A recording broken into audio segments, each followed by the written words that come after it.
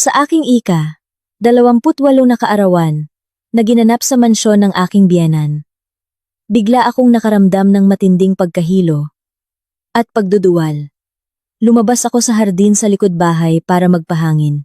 Ngunit pagbukas ko ng pinto, nasindak ako at napilitang magpanggap na hinimatay para iligtas ang aking sarili. Bago magsimula ang kuwento, pakisulat sa comment section kung taga saan kayong nanonood. Huwag kalimutang mag-like at subscribe para mas lumago pa ang channel na ito at makapaghatid ng mas marami pang kapana-panabik na kwento. Ang tunog ng mga kristal na baso at ang malamyos na himig ng musikang klasikal ay marahang umaalingaw sa malaking silid na nababalot sa kulay ginto at puti.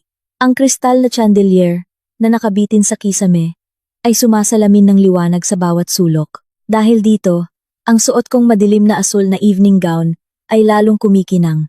Ngayong gabi ay ang pagdiriwang ng aking ika-28 na kaarawan, isang marangyang pagtitipon na espesyal na inorganisa ng pamilya ng aking asawa sa malaking bahay ng aking biyenan. Sa panlabas, ang buhay ko ay tila isang fairy tale na nagkatotoo. Mayroon akong isang gwapo at matagumpay na asawa na nagngangalang Angelo, isang biyenan na laging mukhang elegante at maalalahanin na si Ginang Carmela at isang matalik na kaibigan na laging nandyan para sa akin sa lahat ng pagkakataon, si Bea. Ngunit sa likod ng lahat ng matatamis na ngiti at halakhak na umalingaw-ngaw sa silid na ito, may itinatago akong isang malaking sikreto. Alam kong may itinatagong madilim na lihim ang pamilya ng aking asawa.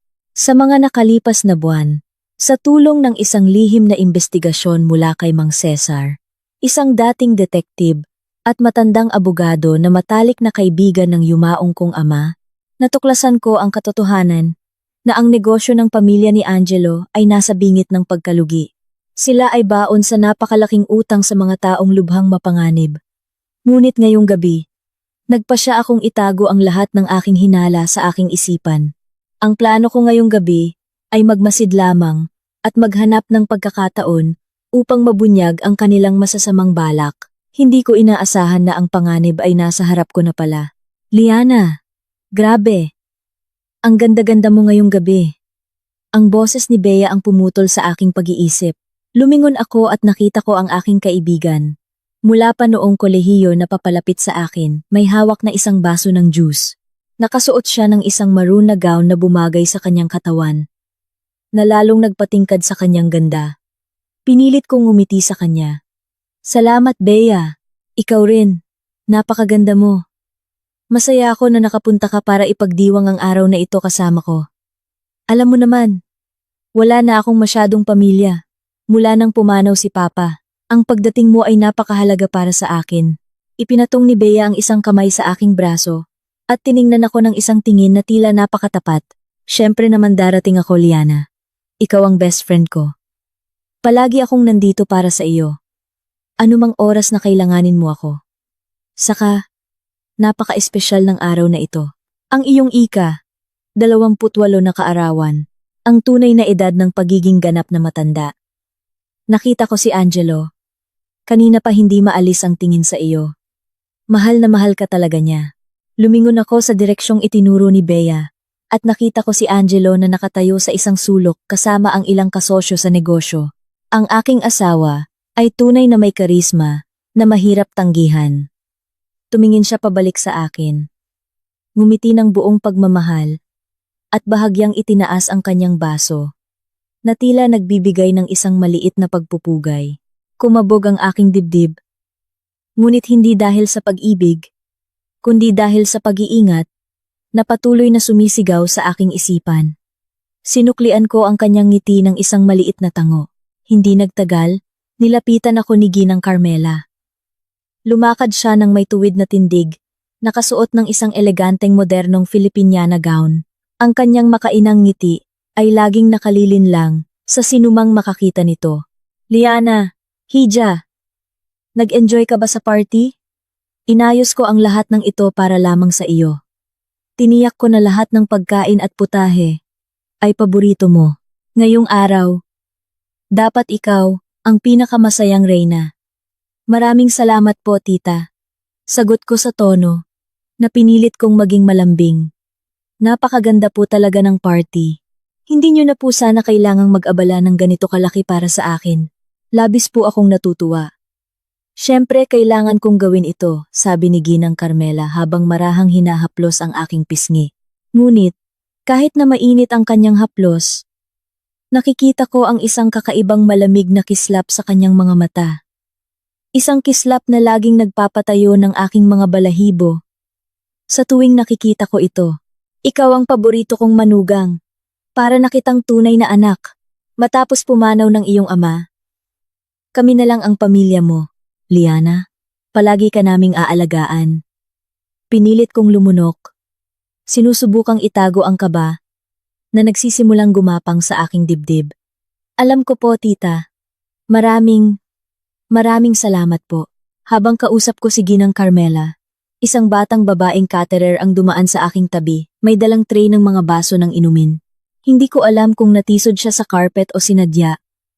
Bigla siyang nawalan ng balanse. Tumagilid ang tray na dala niya, at isa sa mga baso ng tubig ang natapon sa ibabang bahagi ng aking gown. Ay, naku ma'am. Pasensya na po. Hindi ko po talaga sinasadya. Agad na na-panic ang Katya. Lumuhod siya sa harap ko, at dali-daling kinuha ang panyo mula sa bulsa ng kanyang apron para linisin ang mantsa ng tubig sa aking gown. Hoy! Mag-ingat ka nga sa trabaho mo! Sigaw ni Ginang Carmela sa medyo mataas na tono, na naging dahilan upang mapalingon ang ilang bisita. Bulag ka ba? Napakamahal ng gown na yan. Okay lang po. Tita, tubig lang naman po ito. Matutuyo rin mamaya. Sabi ko, sinusubukang pakalmahin ang sitwasyon. Yumuko ako at tiningnan ng caterer. Rina ang pangalan niya. Ayon sa name tag sa kanyang uniforme, habang nagkukunwaring abala si Rina sa pagpunas sa ibabang bahagi ng aking gown. Bahagyan niyang itinaas ang kanyang mukha. Nagtama ang aming mga mata sa loob ng isang segundo. Ang kanyang tingin ay matalim at mapilit. Sa isang napakabilis at tago na kilos mula sa paningin ni Ginang Carmela at ng iba pang bisita, isinilid ni Rina ang isang maliit at nakatuping papel sa aking palad. Bahagya akong napasinghap. Ngunit mabilis kong itinago ang papel sa ilalim ng aking nakasarang kamay. Pasensya na po ulit, Ma'am Liana, sabi ni Rina, habang tumatayo, at yumuyuko ng malalim. Pagkatapos noon, dali-dali siyang umalis papalayo sa karamihan. Walang kuwentang serbidora, bulong ni Ginang Carmela. Liana, mas mabuting pumunta ka muna sa banyo para ayusin ang gown mo. Malapit nang magbigay ng maikling talumpati si Angelo, at magkakaroon ng brindis. Dapat perpekto ang itsura mo. Tumango ako. Sige po, tita. Babalik po ako agad. Naglakad ako ng medyo mabilis patungo sa banyo sa unang palapag. Pagdating doon, isinara at nilak ko nang mahigpit ang pinto. Ang puso ko ay kumakabog ng napakabilis. Sumandal ako sa makapal na kahoy na pinto at dahan-dahang binuksan ang maliit na papel na ibinigay ni Rina. Ang papel ay medyo lukot, na tila isinulat ng nagmamadali. Ang itim na tinta ay bumuo ng isang maikling pangungusap na agad nagpatigil sa daloy ng dugo sa aking katawan. Huwag mong inumin ang espesyal na pomegranate juice mula sa asawa mo. Magpanggap kang hinimatay o mamamatay ka ngayong gabi. Tinitigan ko ang sulat habang humihingal. Nagsimulang manginig ang aking mga kamay. Ang babalang ito ay napakalinaw at hindi maaaring magkamali. Sino si Rina? Siya ba ay inutusan ni Mang Cesar na sadyang ipinasok sa party para bantayan ako? Ang isip ko ay mabilis na umiikot. Alam kong may masamang balak si Angelo at Ginang Carmela. Ngunit hindi ko akalain na maglalakas loob silang gawin ito ngayong gabi, sa gitna ng maraming tao at mga saksi. Ngunit kung iisipin, ito ang pinakaluhikal na pagkakataon para sa kanila. Kung may masamang mangyari sa akin sa gitna ng party, iisipin ng lahat na ito ay isang biglaang atake sa puso o isang hindi inaasahang problema sa kalusugan. Magkakaroon sila ng 12-dosenang saksi na nakakita kung gaano nila ako trinato ng mabuti buong gabi. Ang kanilang alibi ay magiging perpekto. Pinunit ko ang papel sa maliliit na piraso. Itinapon sa inidoro at i-flush hanggang sa walang matira. Naghilamos ako ng malamig na tubig sa lababo. Tinitingnan ang aking sariling refleksyon sa salamin. Ang mukha ko ay maputlang maputla. Ang takot ay nagsimulang bumalot sa akin. Ngunit kasabay nito, ang aking instinct na mabuhay ay nag-alab. Hindi ko hahayaang manalo sila. Kailangan kong sundin ang utos sa papel. Kailangan kong magpanggap na hinimatay sa tamang oras. Huminga ako ng malalim. Inayos ang aking buhok at lumabas ng banyo nang may matatag na hakbang. Pagbalik ko sa pangunahing silid, muling narinig ang tunog ng mga baso. Si Angelo ay nakatayo sa gitna ng silid. Hawak ang isang mikropono sa isang kamay at isang baso ng inuming. May kulay matingkad na pula sa kabilang kamay. Lahat ng bisita ay tahimik at nakatuon sa kanya. Magandang gabi sa inyong lahat. Ang baritonong boses ni Angelo ay umalingaw-ngaw sa buong silid. Ngumiti siya ng kaakit-akit. Maraming salamat sa paglalaan ng inyong mahalagang oras upang makadalo ngayong gabi. Ngayong gabi ay isang napaka-espesyal na gabi dahil ipinagdiriwang natin ang kaarawan ng pinaka-espesyal na babae sa buhay ko. Ang aking pinakamamahal na asawa, si Liana. Narinig ang malakas na palakpakan mula sa mga bisita. Tumingin sa akin si Angelo at sumenyas na lumapit ako sa kanya. Ang aking mga paa ay tila napakabigat, parang nakasuot ng sapatos na bakal. Ngunit pinilit kong humakbang pasulong na may ngiti sa aking mga labi. Nang makatayo ako sa tabi niya, isang lalaking waiter ang lumapit at nag-alok sa akin ng isang tray. Sa ibabaw ng tray, mayroon lamang isang baso. Isang magandang kristal na baso na naglalaman ng likidong may kulay matingkad na pula. Pomegranate juice. Ito ay isang espesyal na pomegranate juice na espesyal na tinimpla ng aking ina. Sabi ni Angelo, habang kinukuha ang baso mula sa tray at iniaabot sa akin.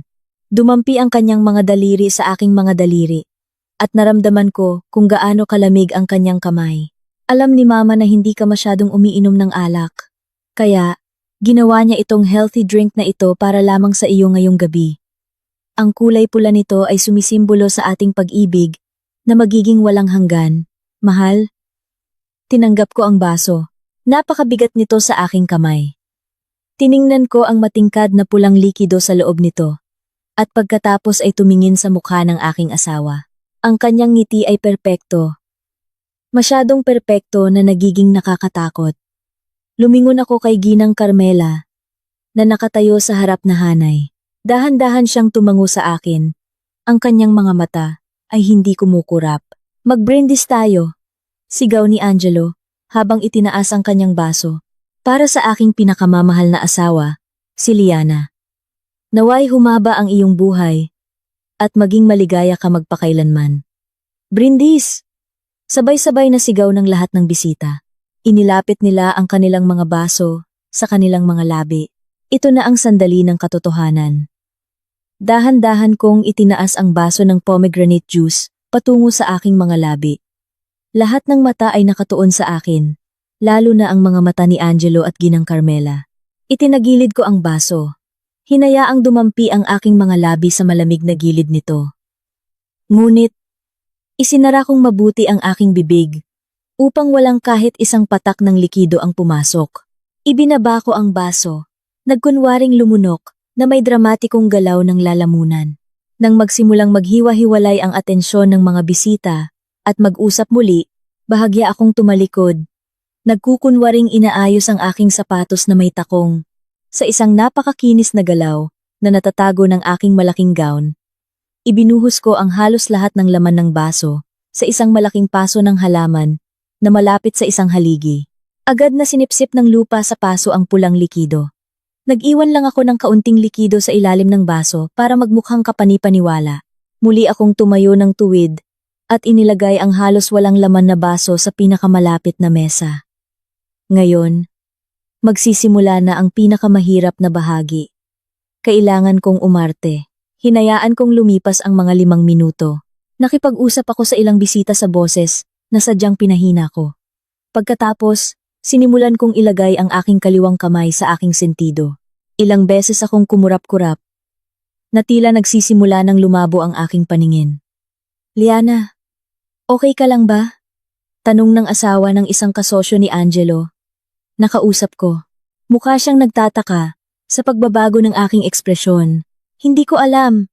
Bulong ko sa boses na sadyang pinanginig ko. Ang silid na ito. Ang silid na ito ay napakainit at umiikot. Hinawakan ko ang aking dibdib.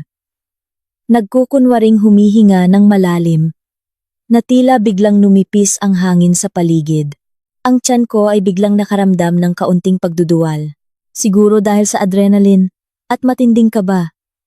Ang suestiyo ng isip ko ay nagpaganda sa aking pag-arte. Napasuray ako paatras. Sinadyang mabangga ang isang maliit na mesa sa likuran ko kaya't nahulog ang ilang kubyertos. Mahal, anong nangyayari?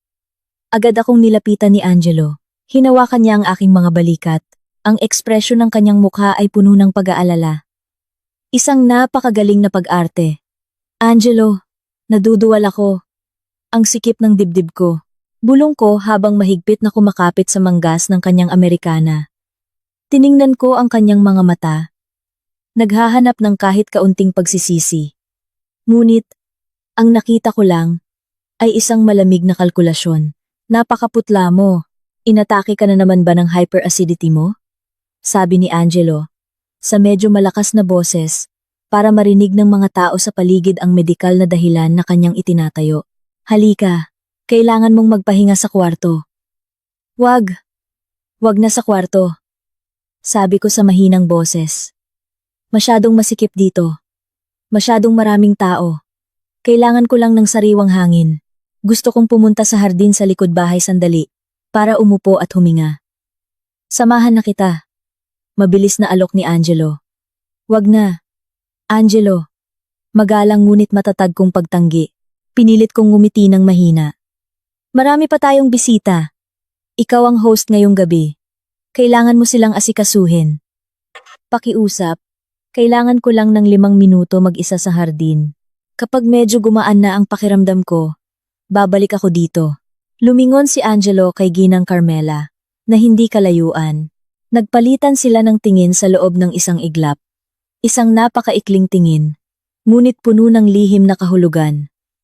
Dahan-dahang tumango si Ginang Carmela, halos hindi mapansin. Sige, kung iyan ang gusto mo, sabi ni Angelo. Sa wakas, binitawan niya ang aking mga balikat. Nasa banda roon ang hardin. Nasa banda roon ang hardin. Mag-ingat ka sa paglakad, mahal. Kung hindi ka pa bumalik sa loob ng 10 minuto, susundan kita para tingnan ang kalagayan mo. Salamat, Angelo. Sagot ko. Tumalikod ako at nagsimulang maglakad palayo sa karamihan. Naglakad ako ng may sadyang paika-ika at pasuray-suray na hakbang sa mahabang pasilyo patungo sa dobleng salaming pinto sa likod ng bahay. Bawat hakbang ko ay tila may dalang napakabigat na pasanin. Ang puso ko ay gulong-gulo. Totoo ang babala sa papel. Sinusubukan talaga nila akong patayin gamit ang pomegranate juice na iyon. At ngayon, naglalakad akong mag-isa patungo sa tahimik na hardin, handang harapin ang isang katotohanang mas madilim pa kaysa sa aking inaakala. Ang malamig na hangin ng gabi ay agad na humampas sa aking mukha nang itulak ko ang dobleng salaming pinto na nag-uugnay sa pangunahing silid at sa hardin sa likod. Kabaligtaran ng loob ng bahay na maliwanag at puno ng tawanan, ang hardin ay napakatahimik at medyo nakakatakot. Ang mga ilaw sa hardin ay madilim lamang, na nagbibigay ng kaunting liwanag. Ang tunog ng musikang klasikal mula sa loob ay mahinang naririnig, pinipigilan ng makapal na salamin.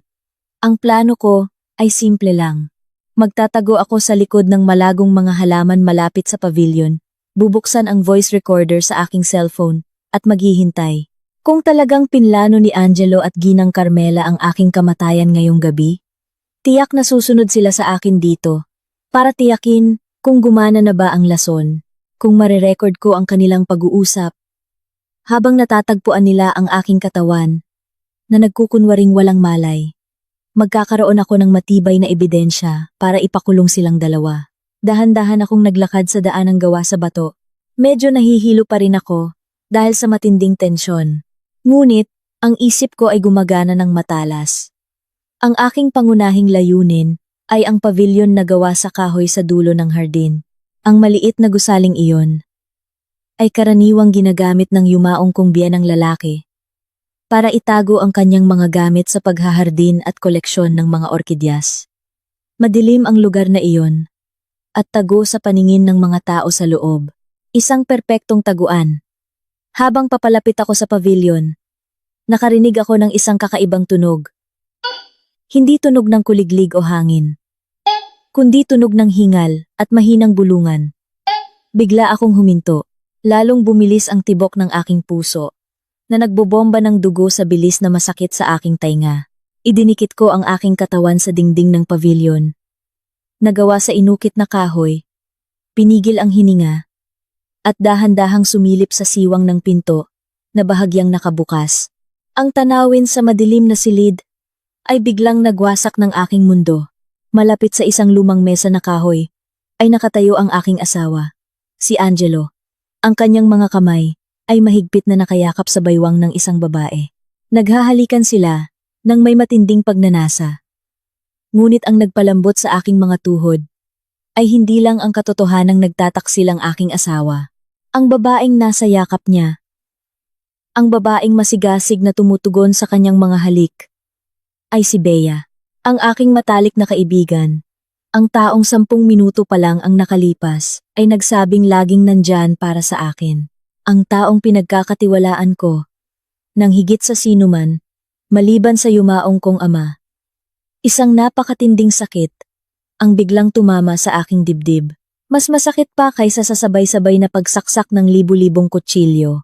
Tinakpan ko ng mahigpit ang aking bibig, gamit ang 2 kamay. Pilit na pinipigilan ang hikbi na gustong kumawala sa aking lalamunan.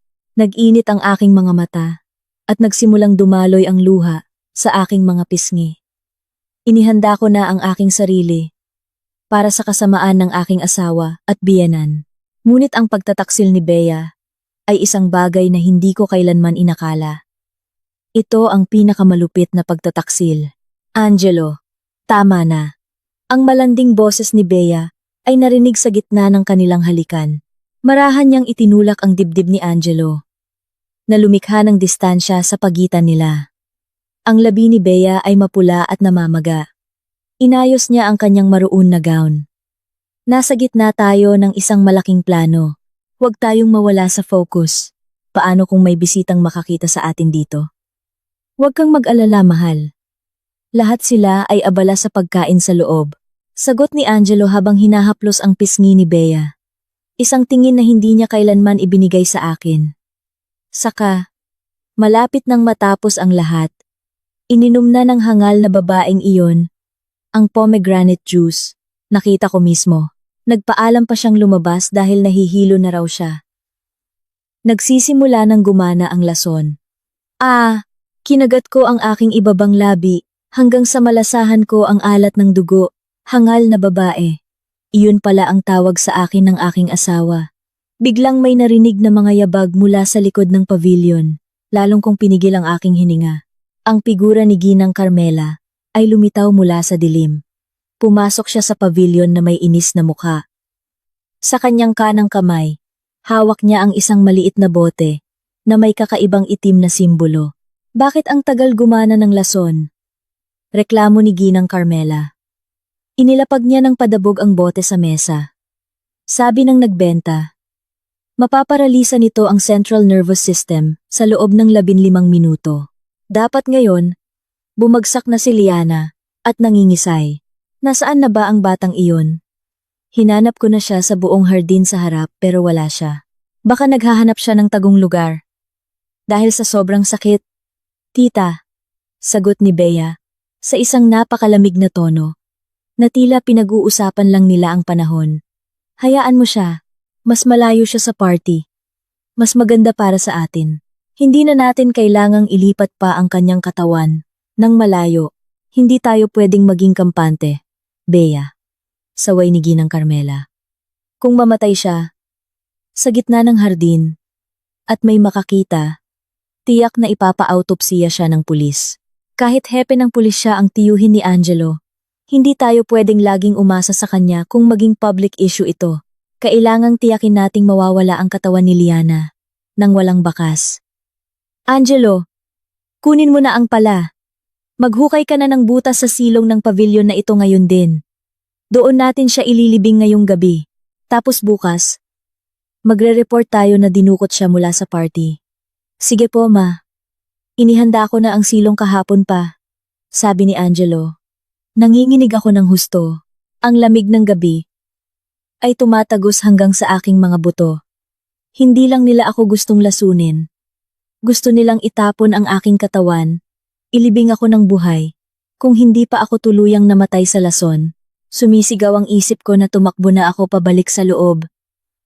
Ngunit, ang aking mga paa ay tila naging bato. Ang sunod-sunod na pagtataksil ay pansamantalang nagparalisa sa aking katawan. Sa gitna ng desperasyon at matinding takot, akma akong aatras ng dahan-dahan para lumayo sa pinto. Ngunit isang malaking pagkakamali ang nangyari. Ang takong ng aking sapatos ay tumapak sa isang malaki at tuyong sanga ng mangga. Crack! Ang tunog ng nabaling sanga ay napakalakas, na bumasag sa katahimikan ng gabi. Umalingaw-ngaw ito na parang putok ng baril. Agad na huminto ang lahat sa loob ng pavilion. Ang 3 tao sa loob ay sabay-sabay na lumingon sa pinto, kung saan ako nakatayo. Nanlaki ang mga mata ni Angelo nang makita niya ang bahagi ng aking asul na gown. Sino yan? Sigaw ni Angelo na puno ng galit. Tila lumundag ang puso ko palabas ng aking dibdib. Ang aking survival instinct, ang automatikong kumontrol. Naalala ko ang babala sa papel ni Rina. At alam kong ang pagtakbo suot ang mahabang gown at sapatos na may takong ay pagpapakamatay. Mahuhuli ako ni Angelo sa ilang segundo lang. Ginawa ko ang pinakamapangahas na desisyon sa aking buhay. Agad akong humakbang pasulong para makita nila ako. Pagkatapos, ay umungol ako sa sakit. Pinihit ko ang aking mga mata pataas. At hinayaan ang aking katawan na bumagsak sa lupa. Tiniyak kong hindi tatama ang ulo ko sa bato. At hinayaan ang aking katawan na nakahandusay sa basang damo. Ipinikit kong mabuti ang aking mga mata. Nirelax ang lahat ng kalamnan. At ginawang napakabagal at mababaw ang aking paghinga. Nagpanggap akong tulog na tulog. Narinig ko ang mabilis na mga yabag papalapit sa akin. Si Liana yan, sigaw ni Bea. Ang tono niya ay puno ng pagkagulat, ngunit may kaunting ginhawa. Naramdaman ko ang paghinto ni Angelo sa tabi ko. Isang malaki at magaspang na kamay ang marahas na humawak sa aking pulso. 2 daliri niya ang diin sa aking pulso ng basta-basta. Mga 2 o 3 segundo lang. Pinilit kong kontrolin ang tibok ng aking puso, na sa totoo lang ay sobrang bilis. Mahina ang pulso niya. Sabi ni Angelo na may halong ginhawa at tagumpay. Binitiwan niya ang aking kamay na tumama sa lupa. Sa wakas, gumana na ng perpekto ang lason. Tumba na siya. Salamat sa Diyos, sabi ni Ginang Carmela. Narinig ko ang kanyang mga yabag, at naramdaman ko ang kanyang anino na tumatakip sa akin. Akala ko narinig niya ang usapan natin. Patay na ba siya? Hindi pa po, ma. Humihinga pa, pero paputol-putol na. Malapit na siyang mamatay. Sagot ni Angelo, nang may buong kumpiyansa. Huwag na tayong mag-aksaya ng panahon.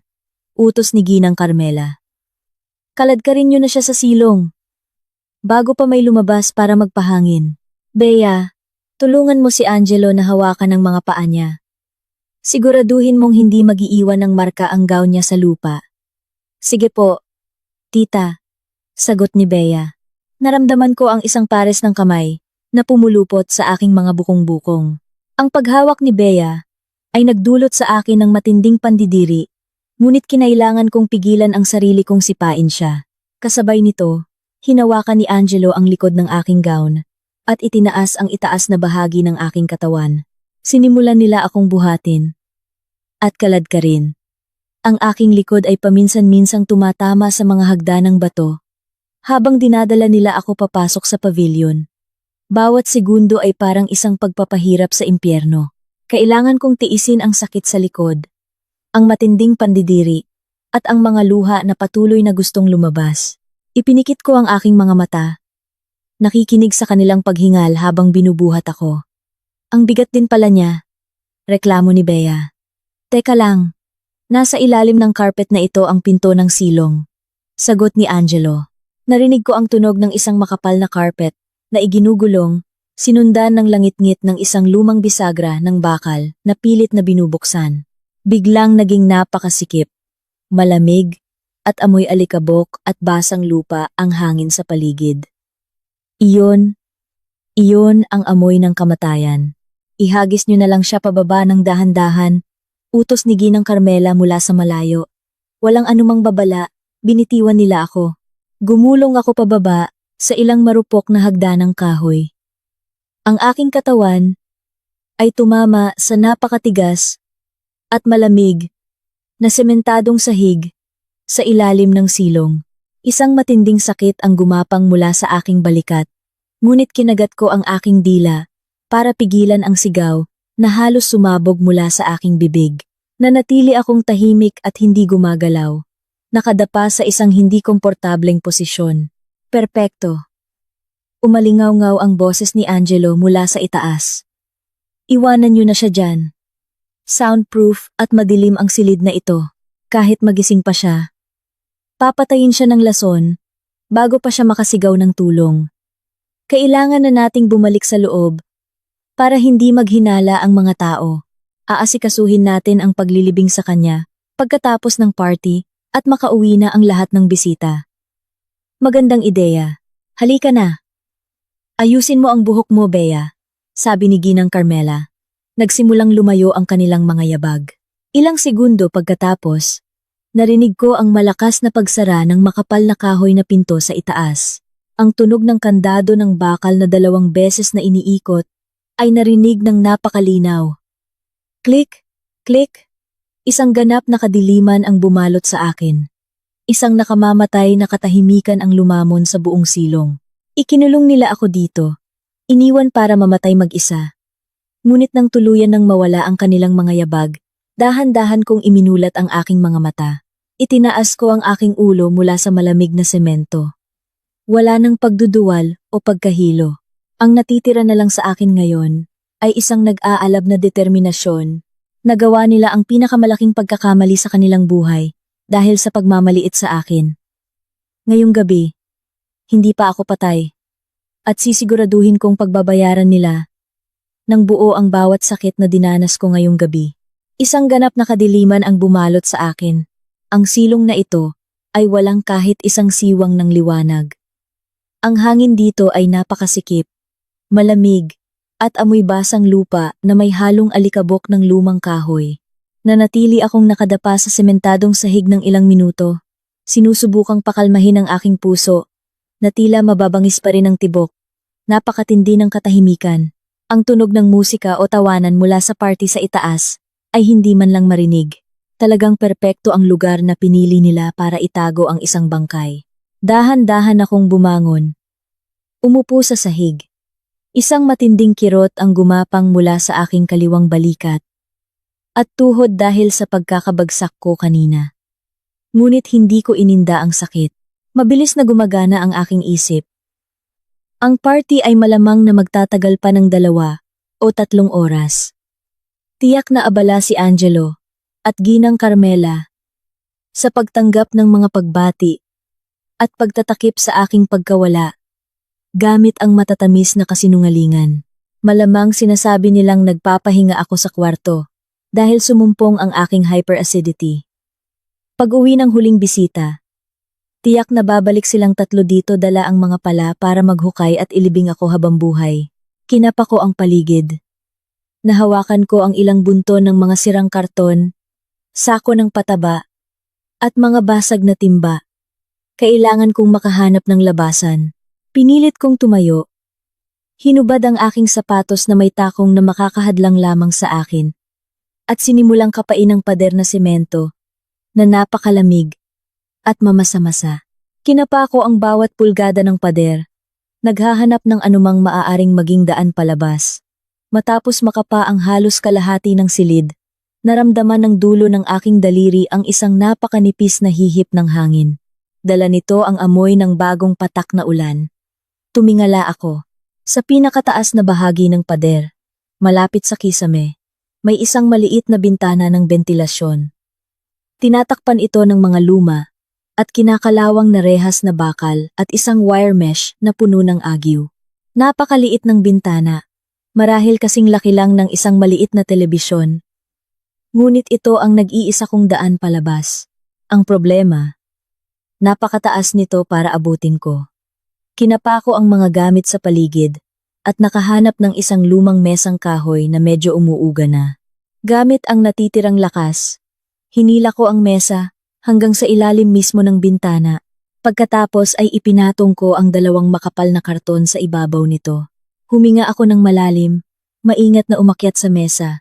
At pagkatapos ay sa ibabaw ng mga karton, lumangit-ngit ng malakas ang mesa, na tila hindi kinakaya ang bigat ko, kaya't napapigil ako ng hininga sa takot na baka masira ito at mahulog ako pabalik sa semento. Ngayon, kapantay na ng aking mukha ang bintana. Nakikita ko ang mga patak ng ulan na nagsisimula ng bumuhos ng malakas sa labas. Ipinasok ko ang aking mga kamay sa pagitan ng rehas, hinawakan ang basang bakal, at hinila ito papasok ng buong lakas. Sa una, hindi ito gumalaw. Umungol ako. Inilipat ang aking bigat at hinila muli nang may desperasyon. Isang tunog ng nabibitak na semento ang maririnig. Ang mga luma at marupok na rehas ay sa wakas natanggal. Inihagis ko ang mga ito sa sahig at pinunit ang wire mesh gamit ang aking mga kamay hanggang sa magasgasan at dumugo ang aking palad. Ngayon, bukas na ang daan. Ipinilit kong ipasok ang aking ulo at balikat sa napakakitid na butas. Ang maganda at mamahalin kong asul na gown ay sumabit sa mga matutulis na alambre. Wala akong pakialam. Marahas kong hinila ang aking katawan. Hinayaang mapunit ang tela, mula hita hanggang tuhod. Ang magaspang na semento ay kumaskas sa aking tiyan at braso, na nagdulot ng matinding hapdi. Ngunit ang pagnanais na mabuhay ay mas malaki kaysa sa anumang pisikal na sakit. Sa isang huling tulak, ang aking katawan ay lumabas mula sa butas at gumulong sa maputik na lupa sa labas ng pavilion. Agad na bumuhos sa akin ang malakas na ulan. Humihingal akong lumanghap ng basang hangin ng gabi. Nakalabas ako mula sa sementadong kabaong na iyon. Ngunit, nagsisimula pa lang ang aking pagtakas. Kailangan kong makaalis sa bakuran ng malaking bahay na ito. Nang hindi napapansin, tumingin ako sa pangunahing bahay. Ang mga ilaw ay maliwanag pa rin, ngunit ang malakas na ulan ay nakatulong upang itago ang ingay ng aking paggalaw. Gumapang ako sa likod ng mga halaman. Iniiwasan ang mga ilaw sa hardin. Ang aking mga paang walang sapin ay tumatapak sa matutulis na bato, tinik, at malamig na putik. Sa tuwing umiihip ang malakas na hangin, nanginginig ako sa ginaw. Nakita ko ang isang security guard na nagpapatrolya gamit ang isang malaking payong at flashlight. Agad kong idinikit ang aking sarili sa isang malaking puno ng balete. Pinigil ang hininga. At ipinikit ang mga mata. Nang dumaan ang ilaw ng flashlight malapit sa akin, bumibilis ang tibok ng aking puso na tila gustong lumabas sa aking dibdib. Nang lumiko ang guard, tumakbo ako ng napakabilis patungo sa likod na gate na karaniwang ginagamit ng hardinero para magtapon ng basura. Nakalak ito mula sa loob. Ginamit ko ang aking nanginginig at duguan na mga kamay para hilahin ang matigas na trangka. Pagbukas ng pinto, agad akong lumabas at tumakbo sa basa at madilim na kalsada. Tumakbo ako ng walang direksyon. Sinusunod lamang ang aking instinct na lumayo hanggat maaari mula sa impyernong bahay na iyon. Ang isip ko ay puno ng matinding paranoia. Sa tuwing may ilaw ng sasakyan na dumadaan, agad akong nagtatago sa likod ng poste o mga basurahan. Pakiramdam ko, bawat taong nasa loob ng sasakyan ay tauhan ng aking asawa na naghahanap sa akin. Ang tahol ng aso mula sa loob ng bakod ay nagpagulat sa akin. Patuloy na sinisira ng takot ang aking katinuan. Alam kong hindi ako maaaring mag-report sa pinakamalapit na istasyon ng pulis. Ang tiyuhin ng aking asawa, ang hepe ng pulisya sa lungsod na ito. Kung darating ako sa istasyon, na basang-basa, puno ng sugat, at sasabihing sinubukan akong lasunin, at ilibing ng buhay ng aking asawa, hindi sila maniniwala. Tiyak na tatawagan nila agad ang kanyang tiyuhin. Pagkatapos ay tatawagan ng tiyuhin niya ang aking asawa. Ako lang mismo ang maghahatid ng sarili ko, pabalik sa kamay ng mga mamamatay tao. Kailangan ko ng tunay na ebidensya. At isang taong mapagkakatiwalaan ko. Iisa lang ang lugar na ligtas para sa akin ngayon. Iisa lang ang taong walang koneksyon sa mga kaibigan o pamilya ng aking asawa. Siya si Mang Cesar, ang dating pribadong detektib at matandang abogado na tapat na kaibigan ng yumaong kong ama. Siya ang tumutulong sa akin nitong mga nakaraang buwan na imbestigahan ang mga irregularidad sa kumpanya ng aking asawa. Ang kanyang taguan ay nasa isang lumang industrial area sa labas ng lungsod. Malayo sa elite na subdivision na ito. Binilisan ko ang aking paglakad. Tinahak ang malakas na ulan na tila wala ng tigil. Ang punit kong gown ay basang-basa at nakadikit sa aking katawan na nagdulot ng panginginig hanggang sa manlamig ang aking mga labi. Ang mga sugat sa aking paa at kamay ay lalong humahapdi sa tuwing nadadampian ng malamig na ulan. Ilang beses akong natumba sa sirang bangketa, ngunit pilit kong pinipilit ang sarili kong tumayo. Ang imahe ng aking asawa na hinahalikan ng aking kaibigan, at ang boses ng aking biyenan na naguutos na itapon ng aking katawan sa silong ay paulit-ulit na umiikot sa aking isipan. Dahan-dahang napalitan ng galit ang takot sa aking puso. Akala nila, isa akong hangal na babae, na madali nilang maaalis. Akala nila, nanalo na sila sa larong ito. Nagpatuloy ako sa paglakad na may matalim na tingin. Titiyakin kong silang tatlo ay magsisisi sa araw na pinili nila akong gawing biktima.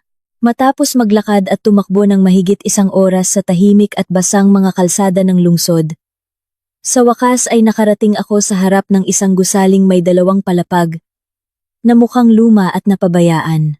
Ang pintura sa pader ay tuklap-tuklap na at ang signboard sa harap ay kupas na. Walang senyales ng buhay sa lugar na iyon. Ngunit, alam kong ito ang tamang lugar. Lumapit ako sa nakasarang metal na pinto at kumatok gamit ang napagkasunduan naming pattern. 3 mabilis na katok, 1 sandaling paghinto, at 2 mabagal na katok. Nakatayo ako, habang yakap-yakap ang aking nanginginig na katawan. Naghihintay ng may kaba. Nasa loob kaya si Mang Cesar? Natutulog na kaya siya? Kung wala siya dito, hindi ko na talaga alam kung saan pa ako pupunta. Napakahaba at napakasakit ng gabing ito. Ilang segundo pagkatapos, narinig ko ang tunog ng kadena na inaalis mula sa loob. Bahagyang bumukas ang pinto at lumitaw ang kulubot ngunit matatag na mukha ni Mang Cesar. Nanlaki ang kanyang mga mata nang makita ang aking kaawa-awang kalagayan. Walang imik. Agad niyang hinila ang aking braso. Ipinasok ako sa mainit na silid at agad na isinara at ikinandado muli ang pinto. Sa wakas, nakahinga ako ng maluwag. Sa gabing ito, nakaligtas ako sa kamatayan. Ang opisina ni Mang Cesar ay magulo, gaya ng dati, mga bunton ng folder, lumang dokumento, at mga libro ng batas ay nagkalat sa mesa at sa sirang-sirang leather na sofa. Mainit ang hangin sa loob dahil sa isang heater na nakabukas sa sulok. Pagkasara ng pinto, biglang nawala ang lakas na sumusuporta sa akin. Nanlambot ang aking mga tuhod at napaupo ako sa sahig na may lumang carpet. Liana, Diyos ko, anong nangyari sa iyo? Agad na lumuhod si Mang Cesar sa tabi ko. Tiningnan niya ang aking maputlang mukha, basang buhok, at ang aking asul na gown na punit-punit na at puno ng putik at dugo. Sinubukan ka ba nilang patayin ngayong gabi? Malubha ba ang mga sugat mo? Umiling ako ng mahina. Hindi ko po ininom ang lason, Mang Cesar. Sinunod ko po ang babala sa papel na ibinigay ng caterer. Itinapon ko po ang inumin at nagpanggap na hinimatay. Sila, kinaladkad nila ako at itinapon sa silong ng pavilion sa hardin. Plano nilang ilibing ako doon. Pagkatapos ng party, nang marinig ang aking paliwanag, tumigas ang panga ni Mang Cesar. Ang kanyang mga mata ay nag-alab sa galit. Agad siyang tumayo at naglakad patungo sa isang kahoy na aparador. Maghintay ka dyan. Huwag kang gagalaw.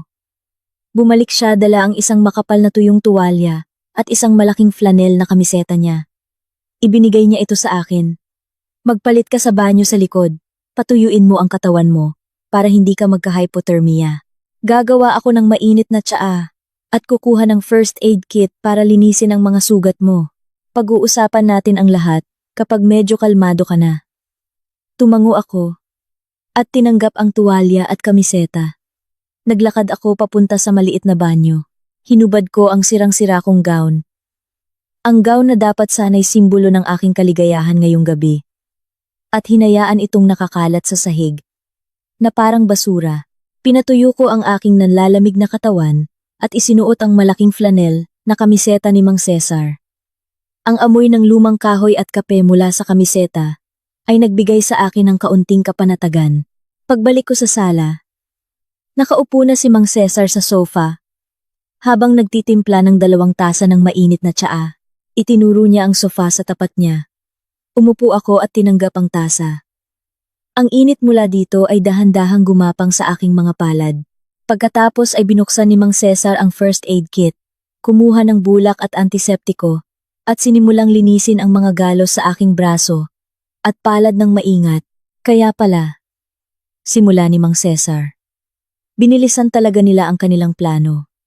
Inaasahan ko nang susubukan kanilang alisin bago pa man dumating ang takdang oras ng pagkuha ng mana. Pero hindi ko akalain na ganito sila katapang. Sa gitna mismo ng isang party na puno ng bisita, ibinaba ko ang aking tingin. Hindi po nag-iisa ang asawa ko, Mang Cesar. Ang biyanan ko po ang nagtimpla ng lason. At biglang pumiyok ang aking boses. Tila may humihigpit sa aking lalamunan. Ang mga luhang kanina ko pa pinipigilan ay sa wakas bumuhos. At si Bea. Nandoon din po si Bea. Natigilan si Mang Cesar sa paggamot sa aking sugat. Tumingin siya sa akin nang may pagkabigla. Si Bea? Ang kaibigan mo mula kolehiyo? Ang babaeng laging pumupunta sa bahay niyo?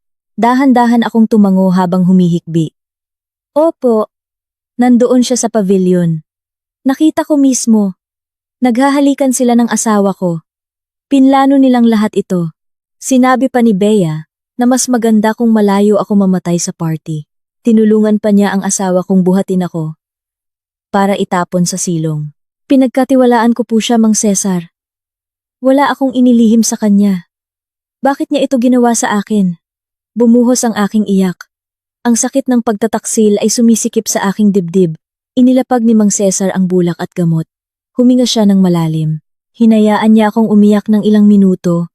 Hinayaang lumabas lahat ng bigat sa aking dibdib. Sa gitna ng aking pag-iyak, dahan-dahang bumukas ang pinto mula sa likurang silid. Isang batang babae ang lumabas, dala ang isang laptop. Agad kong itinaas ang aking mukha at pinunasan ang aking luha nang makita siya. Nakasuot siya ng ordinaryong damit. Hindi na uniforme ng caterer. Ngunit agad kong nakilala ang kanyang mukha. Siya, si Rina. Ang serbidora na nagtapon ng tubig sa aking gown at nagbigay ng babala. Ikaw, sabi ko. Litong-lito, paano ka napunta dito? Lumapit si Rina at inilapag ang laptop sa mesa. Tiningnan niya ako ng may simpatiya. Mabuti na lang po at nakatakas kayo ng ligtas, Ma'am Liana. Labis po akong nag-alala nang makita kong dinala kayo ng asawa niyo papunta sa hardin. Bahagyang umubo si Mang Cesar. Liana, siya si Rina. Isa siya sa mga pinagkakatiwalaan kong ahente na nagtatrabaho sa aking pribadong ahensya ng detektiv. Ako ang nag-utos sa kanya na magpanggap na caterer sa party mo ngayong gabi. Tiningnan ko sila ng salitan. Bakit po ninyo ginawa iyon nang hindi ako sinasabihan? Dahil alam kong napakatigas ng ulo mo, Liana. Sagot ni Mang Cesar. Alam na nating may masama silang balak sa yaman mo at napagkasunduan nating hayaan silang kumilos para makakalap tayo ng ebidensya. Pero hindi kita pwedeng hayaang pumasok sa lungga ng leon nang walang nagbabantay. Natuklasan ko kaninang tanghali na bumili ang biyenan mo ng isang uri ng synthetic na lason mula sa black market. Napakamabisa nito at hindi nagiiwan ng bakas. Inutusan ko si Rina na bantayan ka bawat segundo. Kung bibigyan ka ng asawa mo ng pagkain o inumin, kailangan niyang tiyakin na hindi mo ito kakainin o iinumin. Ang papel, ang utos na magpanggap na hinimatay, bulong ko. Inisyatibo ko po iyon, ma'am. Sabat ni Rina. Nang makita kong dala ng asawa niyo ang baso ng pomegranate juice na napakatingkad ng kulay, alam ko na iyon ang perpektong lalagyan para itago ang kulay at lasa ng lason. Kailangan kong humanap ng paraan para bigyan kayo ng babala nang hindi naghihinala ang asawa niyo. Kung hindi po kayo nagpanggap na hinimatay, patuloy po nila kayong susubukang lasunin sa iba't ibang paraan. Kailangan nating paniwalain sila na nagtagumpay na sila. Huminga ako ng malalim, sinusubukang iproseso ang lahat. Ang desisyon ni Mang Cesar na ipasok si Rina ay tunay na nagligtas sa aking buhay.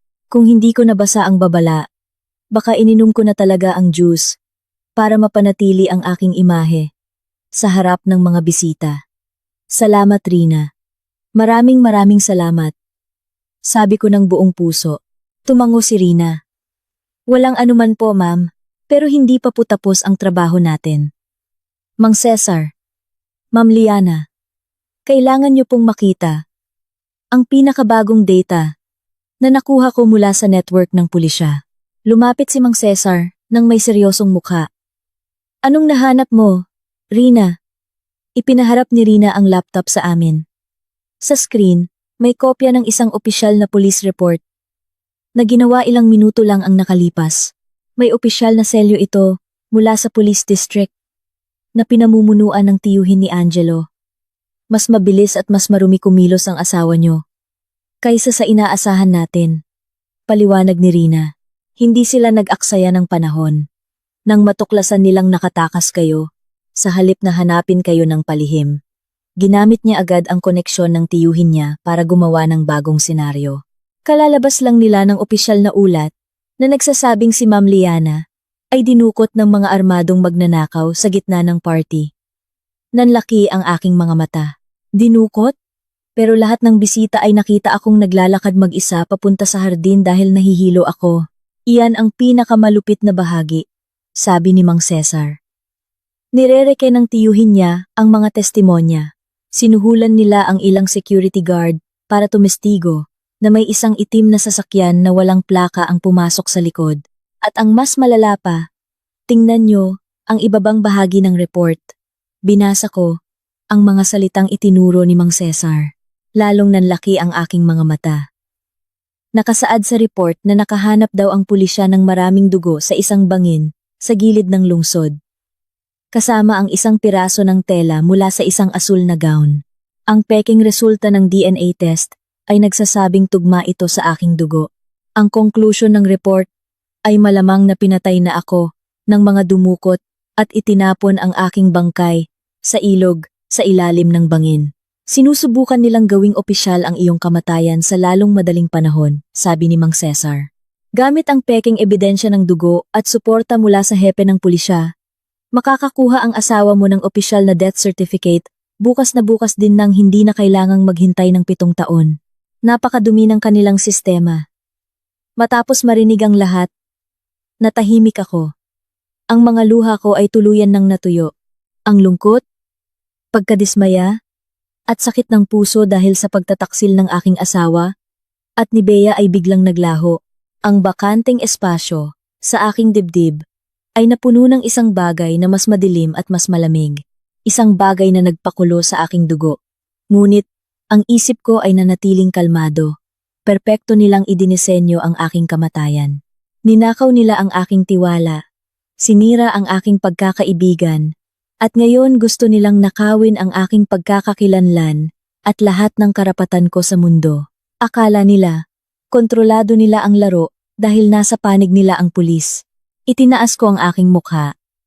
Tinitigan ang screen ng laptop. Isang maliit at kakaibang ngiti ang nabuo sa aking mga labi.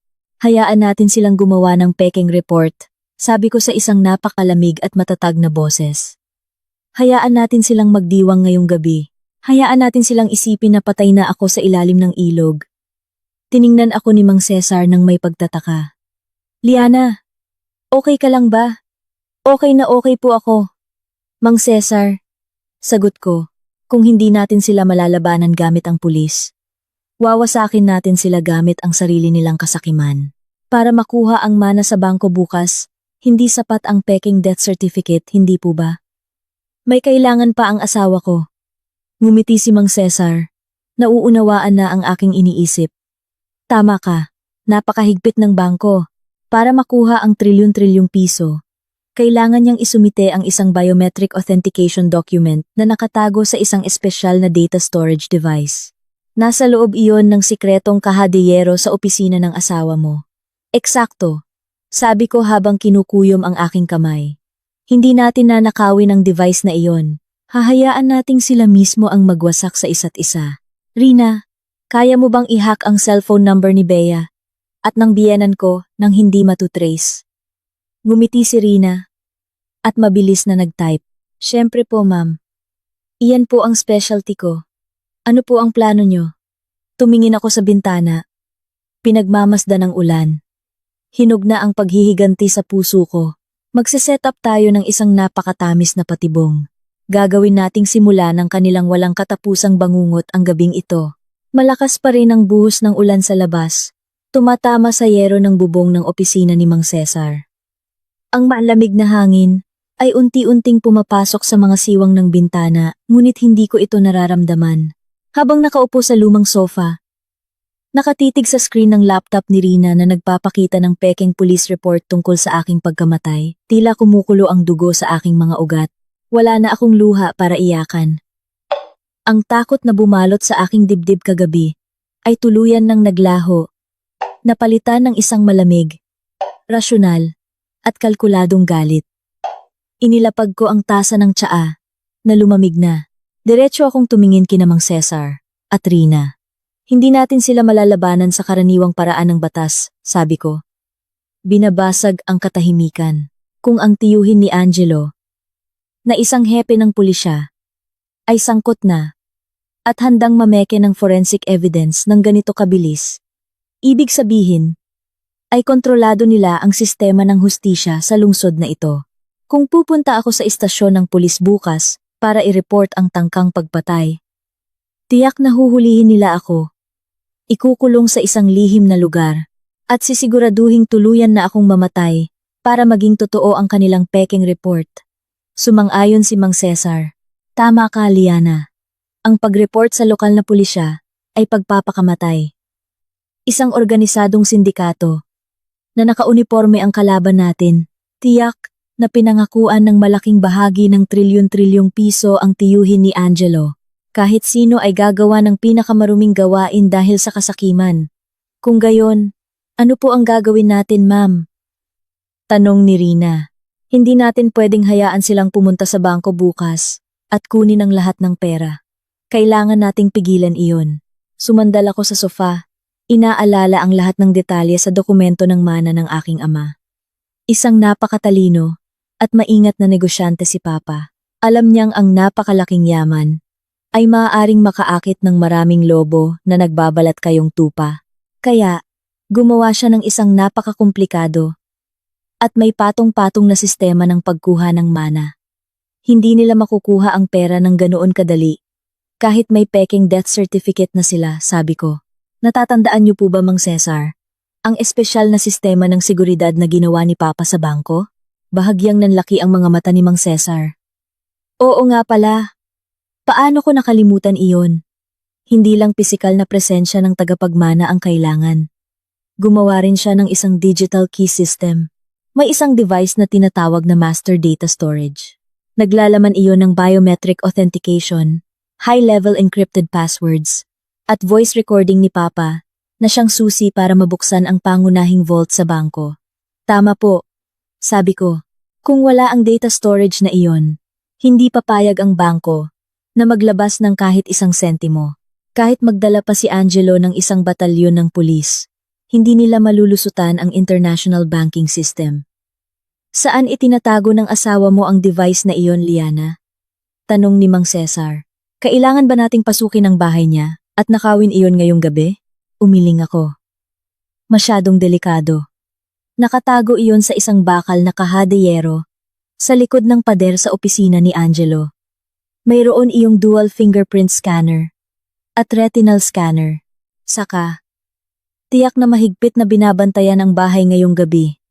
Hindi tayo magnanakaw. Hayalad na mina, hindi natin dudumihan ang ating mga kamay. Nagtatakang tumingin sa akin si Rina. Kung hindi po natin kukunin ang device, paano natin sila mapipigilan? Hindi natin sila pipigilan. Sabi ko, hahayaan natin silang pumunta sa bangko. Sisiguraduhin nating dala nila ang data storage na iyon. Ngunit bago sila makarating doon, wawasakin natin ang kanilang isipan. Gagawin nating maghinala sila sa isa't isa, magsisihan, at magkamuhian. Gagamitin natin ang kanilang pinakamalaking takot bilang ating sandata. Kinuha ko mula sa bulsa ng suot kong flanel ang isang napakaliit na memory card at inilapag ito sa mesa. Nagtatakang tiningnan ito ni Mang Cesar at Rina. 2 araw na ang nakalipas. Paliwanag ko. Nakita kong inutusan ni Angelo ang ilang hardinero na linisin ang lumang pavilion. Dahil doon, naghinala ako. Kaya kinahapunan, pumunta ako sa isang electronic store at bumili ng isang mini surveillance camera na may high-level voice recorder. Lumiwanag ang mga mata ni Rina. Naglagay po kayo ng hidden camera sa pavilion? Oo, sagot ko. Itinago ko ito sa loob ng isang paso ng peking orkidyas. Patuloy itong nagre-record ng lahat ng nangyayari sa loob. Kanina, bago nila ako kinaladkad, sinadya kong matumba at aksidenteng natabig ang paso. Habang abala sila sa pagbuhat sa akin, kinuha ko ang memory card mula sa nabasag na camera at itinago sa aking kamay. Napahanga si Mang Cesar. Liana, tunay kang ang anak ng iyong ama.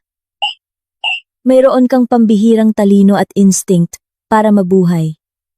Rina, sabi ko, pakisaksak ito sa laptop mo. Tingnan natin kung maayos na naisave ang audio at video.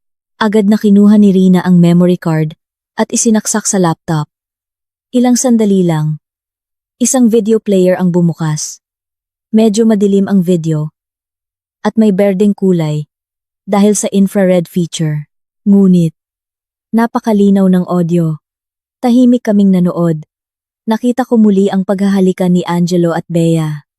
Pagkatapos, dumating si Ginang Carmela. Dala ang bote ng lason. Bakit ang tagal gumana ng lason? Ang boses ni Ginang Carmela ay napakalinaw, puno ng puot, sabi ng nagbenta. Mapaparalisa nito ang central nervous system sa loob ng 15 minuto. Kailangan nating tiyakin na mawawala ang katawan ni Liana ng walang bakas. Angelo, kunin mo na ang pala. Maghukay ka na ng butas sa silong. At pagkatapos, ang eksena kung saan natuklasan nila ako. Naputol ang video nang makuha ko ang memory card. Kahit naranasan ko na ito, ang panunood nito muli ay nagpaduwal sa akin. Isang napakalinaw na ebidensya. Isang napakatibay na ebidensya. Sabi ni Mang Cesar, maaari natin itong gamitin para maipakulong sila habang buhay. Hindi pa ngayon, mabilis kong sabi. Kung ibibigay natin ito ngayon, maaaring sabihin ng tiyuhin ni Angelo na ito ay peke o edited. Hindi natin sila bibigyan ng pagkakataong makalusot. Kailangan nating sila mismo ang umamin sa publiko. Ano po ang detalyadong plano niyo, ma'am? Tanong ni Rina. Gagawa tayo ng pamba-blackmail. Sabi ko nang may malamig na ngiti. Rina, gusto kong ikat mo ang audio. Kunin mo ang bahagi kung saan binanggit ni Ginang Carmela ang tungkol sa lason, at ang bahagi kung saan iminungkahi ni Bea na itapon ang aking katawan. Pagkatapos, ipadala mo iyon bilang isang anonymous na mensahe sa personal na numero ni Bea at Ginang Carmela. Bakit po hindi nyo isasama ang asawa nyo? Tanong ni Rina. Dahil kilala ko ang asawa ko. Paliwanag ko, si Angelo ay isang narsisisiko na may napakalaking ego kung makakatanggap siya ng banta. Ngunit si Bea at Ginang Carmela ay iba. Si Ginang Carmela ay isang duwag na laging nagtatago sa likod ng kapangyarihan ng iba. Takot siyang maghirap. Si Bea naman ay isang oportunista. Ginagawa niya ito dahil sa pera. Kung makakatanggap silang dalawa ng banta, magpapanik sila. Naiintindihan ko na. Sabi ni Mang Cesar. Kung magpanik sila, pipilitin nila si Angelo. Magagalit si Angelo. Magsisimula silang mag-away, maghinala, at masisira ang kanilang samahan mula sa loob. Eksakto, sagot ko. Rina, isama mo ang isang text message. Isulat mo ito. Alam kong nilason niyo siya at itinapon sa silong. Magdala kayo ng 200 milyong piso cash sa bangko. Bukas ng 10:00 ng umaga. Kapag hindi ko natanggap ang pera, ibibigay ko ang recording na ito sa Department of Justice, hindi sa lokal na pulis na kaya niyong suhulan. Nag-thumbs up si Rina. Napakatalinong plano, Ma'am Liana. 200 milyon ay isang makatwirang halaga, at ang pagbanggit sa DOJ ay tiyak na magpapanginig sa kanila. Ihahanda ko na po ang lahat. Gawin mo na ngayon, Rina. Sabi ko, habang tinitingnan ang orasan na nagpapakita ng 3:00 ng umaga. Hayaan nating danasin nila ang takot ngayong gabi. Ngayong gabi ang huling gabi na makakatulog sila ng mahimbing sa ibabaw ng aking pagdurusa. Tiningnan ako ni Mang Cesar. Liana, alam mong sa paggawa nito, nagdedeklara ka ng bukas na digmaan, hindi ba? Bukas sa bangko. Mangyayari ang direktang komprontasyon. Handa na po ako, Mang Cesar. Sagot ko sa pinakamatatag na boses na nagkaroon ako. Dahan-dahang gumapang ang gabi, patungo sa umaga. Ngunit hindi pa rin tumitigil ang ulan sa labas. Ang hangin sa loob ng opisina ni Mang Cesar ay lalong naging tensiyonado. Kaming tatlo ay nakaupo sa paligid ng mesa, nakatitig sa screen ng laptop ni Rina na maliwanag sa gitna ng madilim na silid. Katatapos lang ni Rina na i-set up ang isang napakakomplikadong network para matiyak na hindi matutrace ang aming lokasyon. Handa na po ang lahat, Ma'am Liana. Sabi ni Rina. Nagawa ko na rin pong i-hack ang access sa ilang CCTV camera sa loob ng bahay ng asawa niyo. Masyadong simple lang pala ang security system nila.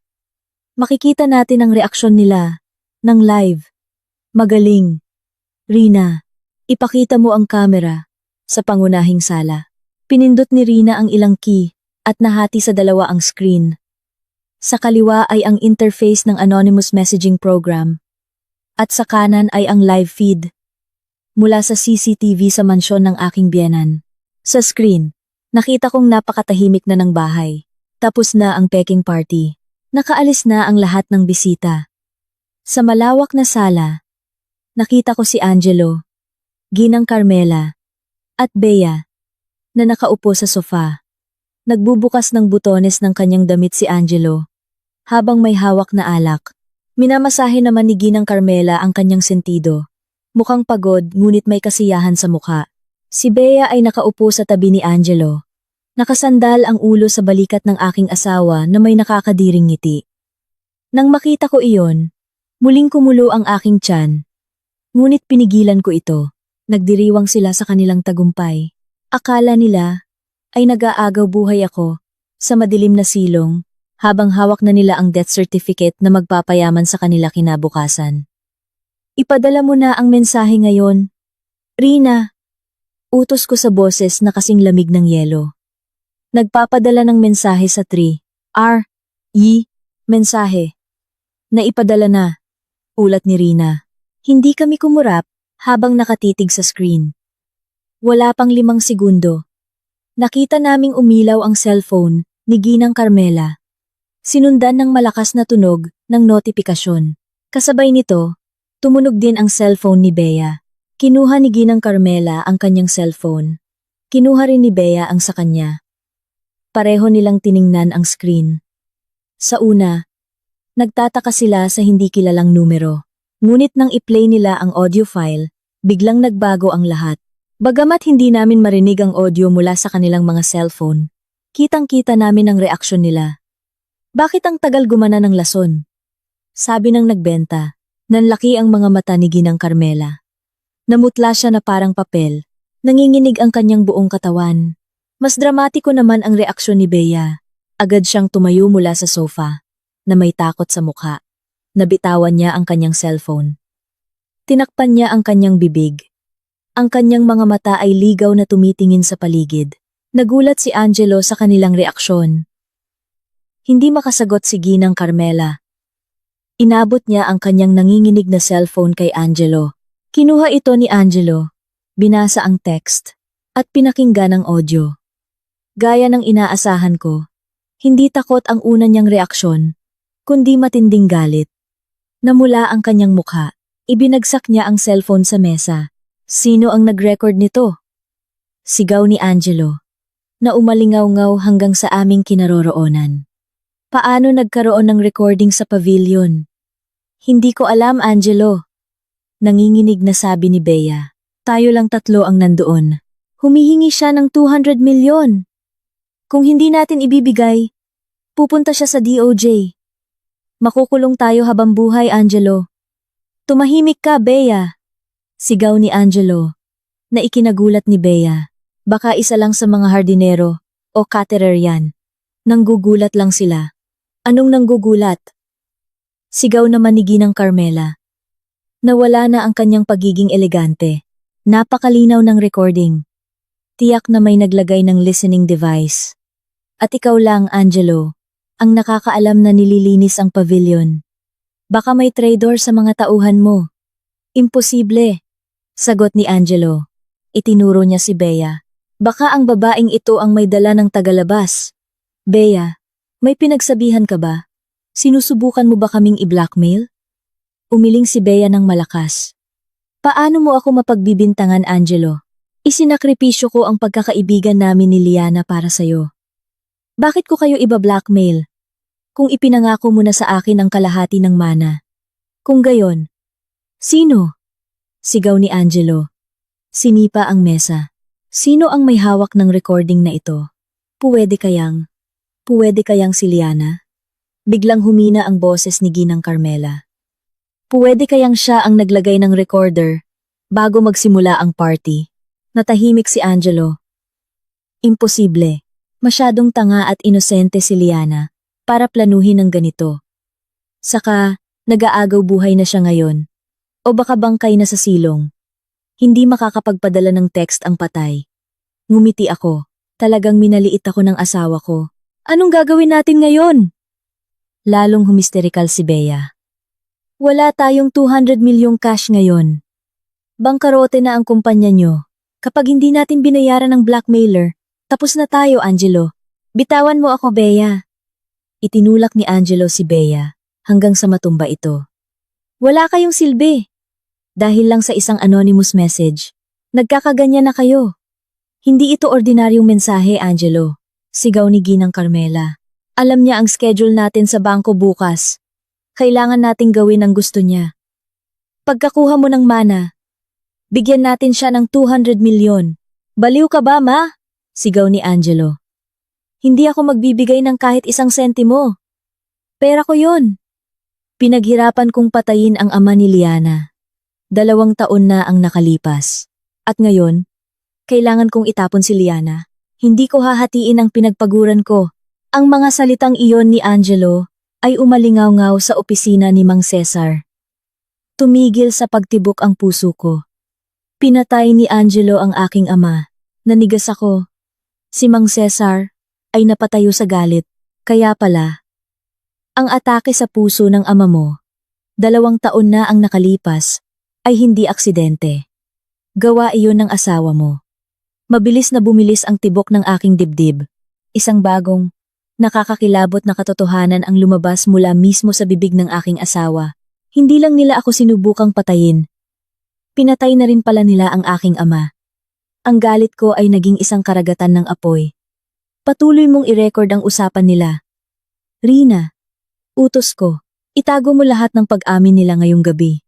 Magiging karagdagang ebidensya ito para matiyak na mabubulok sila sa kulungan na may hatol na kamatayan. Sa screen, nagpapatuloy ang kanilang pag-aaway. Nagkawatak-watak na ang kanilang alyansa. Sinisisi ni Bea si Ginang Carmela. Sinisisi ni Ginang Carmela si Angelo. Si Angelo naman ay patuloy na sumisigaw. Makinig kayo.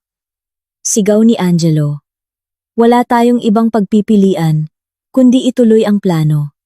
Bukas ng 9:00, pupunta tayong lahat sa bangko. Dadalhin ko ang master data storage. Kapag nakuha ko na ang trilyon-trilyon, agad tayong lilipat ng pera sa ibang bansa. At tatakas. Hindi tayo mahahabol ng blackmailer kung mabilis tayo. Paano kung naghihintay na siya sa bangko? Tanong ni Bea. Hayaan mo siyang maghintay, sabi ni Angelo, na may malupit na ngiti. Magdadala ako ng baril. Kung may kahina-hinalang lalapit, hindi ako mag-aatubiling barilin siya. Walang makakapigil sa akin na kunin ang pera ko. Tiningnan ko ang mukha ni Angelo. Sa huling pagkakataon ngayong gabi, nakagawa na sila ng desisyon. Akala nila, makakatakas sila. Hindi nila alam na bukas, ang haharapin nila ay hindi isang anonymous na blackmailer, kundi isang babaeng bumangon mula sa kamatayan para humingi ng hustisya. Hindi ako natulog ng gabing iyon. Inihanda ko ang bawat salita, bawat kilos, at bawat senaryo para sa pagtatapos bukas. Nakipag-ugnayan na si Mang Cesar sa ilang mga taga-usig na hindi kontrolado ng tiyuhin ni Angelo para mag-abang sa paligid ng bangko. Pagsikat ng araw, tumayo ako at tumingin sa aking refleksyon sa salamin. Hindi na ako ang dating Liana na sunod-sunuran. Rina, tawag ko. Pwede mo ba akong tulungang humanap ng bagong damit? Kailangan ko ng isang napaka-elegante na set ng blazer na pambabae. Kulay dapat ay nag-aalab na pula. Ang kulay ng tagumpay. Siyempre po, Ma'am Liana. Sagot ni Rina. Dumating na ang araw ng paghihiganti. Bibigyan ko ang aking asawa ng pinakamalaking sorpresa sa kanyang buhay. Ang sorpresa na magiging katapusan ng lahat. Ang sahig na marmol ng gusali ng bangko ay sumasalamin sa liwanag ng mga kristal na chandelier na nagpapaalala sa akin sa kislap ng sala ng aking biyenan kagabi. Ngunit, iba na ang aking nararamdaman. Kagabi, ako ay isang biktima. Ngayong umaga, habang matatag na naglalakad, ako ay isang mangangaso na handa ng isara ang kanyang patibong.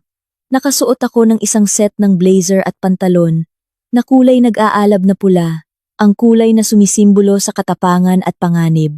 Nakaponytail ang aking buhok at walang emosyon ang aking mukha. Sa aking kanang tainga, mayroon akong isang maliit na wireless communication device na konektado kay Mang Cesar at sa Special Investigation Team mula sa Department of Justice. Nasa loob na po sila ng Naratama A Conference Room. Ma'am Liana, boses ni Rina sa aking earpiece. Nakatakda na pong magsimula ang pagpirma para sa mana. Salamat, Rina.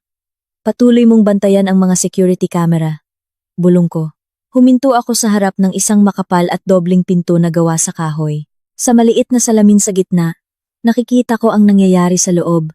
Si Angelo ay nakaupo, nagkukunwaring umiiyak. Si Ginang Carmela ay hinahaplos ang kanyang likod. Si Bea naman ay nakaupo sa sulok, nakasuot ng malaking itim na salamin. Sa kabilang panig ng mesa, isang bank director at isang notaryo ang nagsusuri ng mga dokumento. Nakikiramay po kami sa inyong pagdadalamhati, Ginoong Angelo, sabi ng bank director. Natanggap at na-verify na po namin ang ulat mula sa pulisya. Handa na po ang lahat. Itinaas ni Angelo ang kanyang mukha. Nagpapakita ng isang perpektong peking kalungkutan. Salamat po, G. Director. Wasak po ang puso ko. Ngunit kailangan kong maging matatag. Handa na po ang lahat, sabi ng notaryo. Ayon sa habilin, dahil pumanaw na si Ginang Liana nang walang anak, ang lahat ng ari-arian ay automatikong mapupunta sa inyo bilang kanyang asawa. Pakilagay na lang po ang master data storage sa mesa para sa huling authentication. Kinuha ni Angelo mula sa kanyang bulsa ang isang silver na data storage device at maingat na inilapag sa mesa. Ang mga mata ni Ginang Carmela at Bea ay nakatutok dito, na tila ito ang susi sa kanilang kalayaan. Ito na ang aking sandali.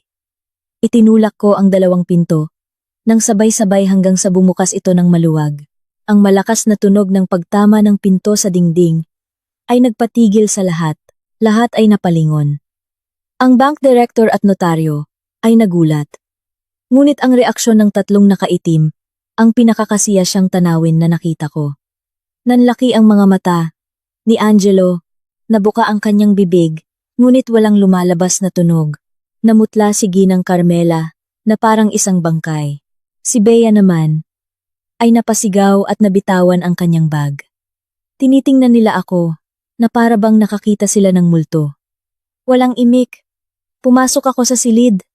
Isinara ko ang pinto at ikinandado mula sa loob. Hindi ko hahayaang may makatakas. Ma'am Liana, napatayo ang bank director. Buhay po kayo. Pero sabi sa ulat ng pulis, bago pa matapos ang direktor, agad na kumilos ang mapanlinlang na instinct ni Angelo.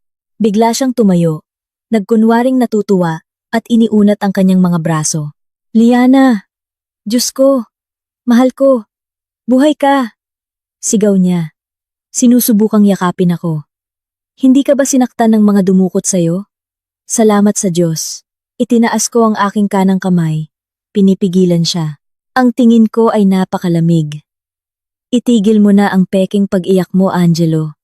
Sabi ko sa isang mahinahon ngunit malinaw na boses. Agad na nawala ang ngiti sa kanyang mukha. Walang dumukot. At alam na alam mo iyan. Lumapit ako sa mesa. Inilabas ko ang sarili kong data storage device mula sa aking bulsa at isinaksak sa laptop ng notaryo na konektado sa malaking projector. Paumanhin po sa abala, G. Director, sabi ko. Ngunit bago po pirmahan ang anumang dokumento, mayroon po akong gustong ipakita na isang mahalagang ebidensya. Sa ilang click lang, umilaw ang projector. Ipinakita ko ang video recording mula sa hidden camera sa pavilion. Nagsimula ito sa paghahalikan ni Angelo at Bea, sinundan ng pagdating ni Ginang Carmela dala ang lason. Ang kanilang buong pag-uusap ay umalingaw-ngaw sa tahimik na silid. Bakit ang tagal gumana ng lason? Sabi ng nagbenta. Mapaparalisa nito ang central nervous system sa loob ng 15 minuto. Nang marinig iyon, napahawak si Ginang Carmela sa kanyang dibdib at bumagsak sa kanyang upuan. Si Bea naman ay tinakpan ang kanyang mukha at humagulgol. Ang bank director at notaryo ay nakanganga, hindi makapaniwala sa kanilang nakikita. Nakita nila kung paano ako kinaladkad ni Angelo at Bea at ang plano nilang ilibing ako. Paninira yan! Biglang sigaw ni Angelo. Sinusubukang abutin ang laptop. Peke ang video na yan! Edited yan! Huwag mong hawakan ang computer na iyan. Sigaw ko ng mas malakas, na nagpatigil sa kanya. 100% totoo ang video na iyan, at ang kopya nito ay nasa kamay na ng Department of Justice. Kaya pala, ang anonymous na blackmail kagabi. Oo, Angelo. Ako iyon. Ipinadala ko iyon para makita kayong magkawatak-watak dahil sa takot. Namula sa galit at hiya si Angelo. Nalaman niyang nabisto na siya. Ngunit, dahil sa kanyang walang hanggang ego, tumawa siya ng mapang-asar. Sige, kung gusto mong maglaro ng marahas, Liana. Sabi niya. Maaaring dalhin ako ng video na iyan sa korte. Tawagin mo ang pulis. Titiyakin ng tiyuhin ko na makakalabas ako bago lumubog ang araw. Pero tandaan mo, Liana, habang kasal pa tayo, may karapatan pa rin ako sa kalahati ng trilyon-trilyong piso ng ama mo. Mapupunta pa rin sa akin ang pera na iyon. Tinitigan ako ni Angelo ng may paghahamon. Ngumiti ako. Isang napakalamig ng ngiti. Lumakad ako at humarap sa kanya. Talaga bang sa tingin mo ay ganoon ako katanga, Angelo? Bulong ko. Sa tingin mo ba? Hindi ko alam ang ginawa niyo sa yumaong kong ama 2 taon na ang nakalipas? Natigilan si Angelo. Anong ibig mong sabihin? 2 taon na ang nakalipas. Hindi namatay si Papa dahil sa atake sa puso, sabi ko. Pinatay siya. Dahan-dahang nilason gamit ang lason na hindi nagiiwan ng bakas. Parehong-pareho sa lason na ibinigay sa akin ng ina mo kagabi. Akala nyo napakatalino nyo dahil walang nakita sa autopsy. Pero nakalimutan nyo. May napakametikulusong kaibigan si Papa, si Mang Cesar. Nakita kong nagsimulang manginig ng husto si Ginang Carmela. Nag-imbestiga si Mang Cesar. At nahanap niya ang ebidensya ng pagbili ng ina mo ng lason. Ngunit hindi pa iyon sapat. Kailangan namin ng direktang pag-amin mula sa inyo. Anong kinalaman yan sa mana? Sigaw ni Angelo. Totoo ang yaman na ito. Totoo ang dokumentong ito. Tumawa ako. Director, sabi ko, pwede niyo pong suriin ang master flash drive na ibinigay ng lalaking ito. Kinuha ng nanginginig na direktor ang device ni Angelo at isinaksak sa kanyang computer. Ilang sandali lang, isang malaking pulang babala ang lumitaw sa screen. Data not found. Fictitious document. Ano to? Bulong ng direktor. Walang data ng trilyon-trilyong pisong mana sa aming sistema. Tiningnan kong muli si Angelo, na ngayon ay kasing putla ng isang bangkay. Hindi kailanman nag-exist ang trilyon-trilyong pisong mana, Angelo. Sabi ko, ibinigay ang huling suntok. Matagumpay ang kumpanya ni Papa. Pero ang yaman niya ay ilang maliliit na pabrika at isang simpleng bahay lang. Hindi trilyon-trilyong cash. Imposible. Umatras si Angelo. Nakita ko mismo ang dokumento. Ang notaryo ay tauhan ni Mang Cesar. Paliwanag ko, nang malaman namin kayo ang pumatay kay Papa, gumawa kami ng isang plano ng paghihiganti. Gumawa kami ng peking habilin, nagtanim ng peking impormasyon, at lumikha ng isang peking yaman. Lumikha kami ng isang pain na napakalaki para tanggihan ng mga sakim na tulad nyo. Sinadya kong tanggapin ang alok mo ng kasal, Angelo. Sinadya kong hayaan kang tuksuhin ni Bea. Ibinigay ko ang lahat para maging kampante kayo, para planuhin ang aking kamatayan. At para aminin niyo ang lahat sa harap ng kamera. At kagabi, ibinigay niyo sa akin ang pag-amin na iyon. Bumagsak si Angelo sa sahig. Ang trilyon-trilyong piso na dahilan ng kanyang pagpatay, pagtataksil, at pakikipagsabuatan ay isang ilusyon lamang pala. Halimaw ka, bulong ni Angelo. Hindi ako ang halimaw, Angelo. Sagot ko. Isa lang akong salamin na nagpapakita ng sarili niyong kasamaan. Nasira kayo dahil sa sarili niyong kasakiman. Sumenyas ako sa aking earpiece. Mang Cesar, tapos na kami. Pwede na kayong pumasok. Ilang segundo lang, sinira mula sa labas ang pinto. Pumasok ang 12 ng mga lalaking nakauniforme na may nakasulat na Department of Justice sa likuran nila. Pumasok si Mang Cesar. Hawak niya ang isang pulang folder. Sa tabi niya ay ang pinuno ng Special Investigation Team.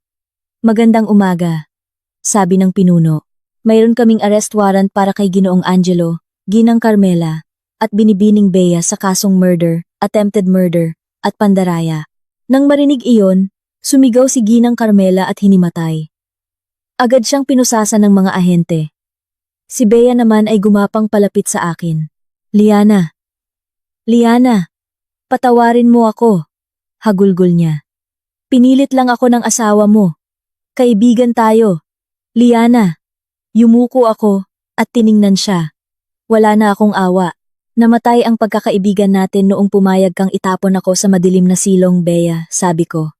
Dalhin niyo na siya. Hinila si Bea ng mga ahente papalabas habang patuloy siyang sumisigaw.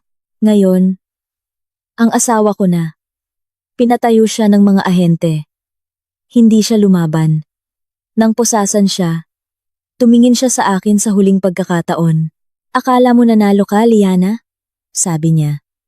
Nagsayang ka ng 2 taon ng buhay mo para magpanggap na mahal ako. Kasing lungkot ng buhay ko ang buhay mo. Tiningnan ko siya. Nawalan man ako ng 2 taon, Angelo, pero nailigtas ko ang natitirang bahagi ng buhay ko. At para malaman mo, na-freeze na rin ng DOJ ang lahat ng ari-arian ng bangkarote mong kumpanya. Bukas, malalaman ng mga pinagkakautangan mong loan shark na hindi ka makakabayad. Sana napakahigpit ng seguridad sa kulungan dahil tiyak na hahanapin ka nila. Nanlaki sa takot ang mga mata ni Angelo. Nagsimula siyang magwala at sumigaw habang kinakaladkad palabas. Biglang naging napakatahimik ng silid. Nawala na ang mabahong amoy ng kasakiman at pagtataksil. Lumapit sa akin si Mang Cesar. Nagtagumpay ka, Liana, sabi niya. Tiyak na ipinagmamalaki ka ng iyong ama. Ang tiyuhin ni Angelo ay inaaresto na rin ngayon. Ang sindikato nila ay ganap ng nawasak.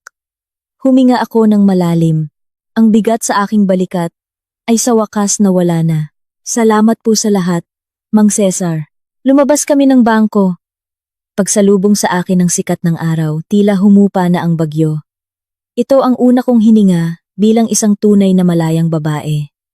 Isang buwan ang lumipas. Mabilis ang naging paglilitis. Si Angelo at Ginang Carmela ay hinatulan ng habambuhay na pagkakakulong. Si Bea ay nahatulan ng 20 taong pagkakakulong.